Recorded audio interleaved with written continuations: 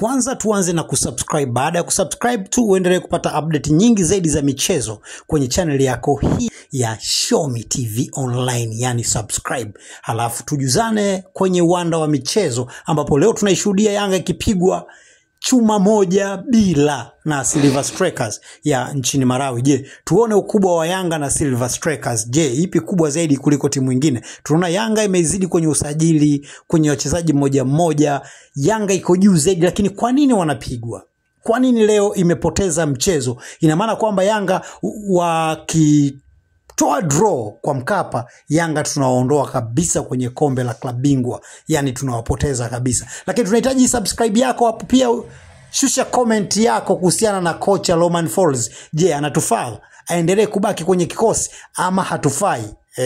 Yani tunahitaji subscribe pia na comment yako hapo, uzungumze chochote juu ya huyu kocha Romain Folz, kama anatufaa ama tuachane naye. Na tumefungwa goli moja kali sana, hatuwezi kulizungumzia hivyo. Najua wachezaji wa Yanga leo hawatalala usingizi wakifikiria kwa nini tumefungwa. Tulimiliki mpira kwa dakika 90, tumecheza vizuri na kila kona. Je, umaliziaji, ushambuliaji, ama wachezaji hawajatambuana, ama kocha hajawatambua wachezaji? Tatizo kubwa nini? Usisahau kusubscribe na kucomment kwenye channel yako hii hapa ya Shomi TV Online ili tuendelee kupata update nyingi zaidi za michezo kila siku.